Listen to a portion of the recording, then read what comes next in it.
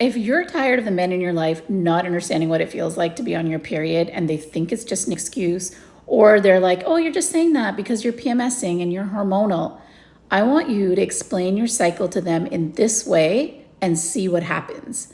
Because men have a hormonal cycle too. It's a 24-hour hormonal cycle. Your menstrual cycle is the 24-hour cycle stretched out over, say, approximately 28 days. So when a man on his 24-hour cycle wakes up in the morning, he's got a little bit of energy, but as the morning goes on, he gets more and more energy. That's you coming off of your period. You start to get more and more energized as you come off your period, and you keep getting more energy until you hit your energetic peak at ovulation. For men in a 24-hour cycle, this is their energetic peak that happens approximately around midday.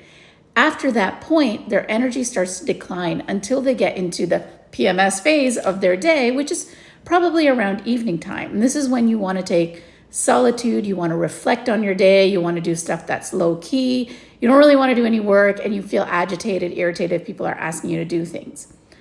Explain to a man that's how you feel for a whole week during PMS. You just want to take some solitude. You just want to reflect. You just want to be on your own. You want to have some downtime. And then you have your period. Your period is the equivalent to a 24-hour cycle nighttime when a man wants to sleep. He's tired.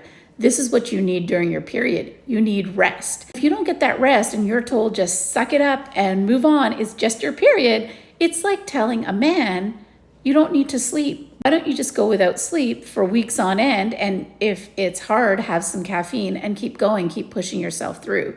You needing to rest during your period is not an excuse. It's actually what your body is looking for. It's actually what your body needs to rejuvenate and replenish itself. And when it doesn't get that, you start to feel more and more pain.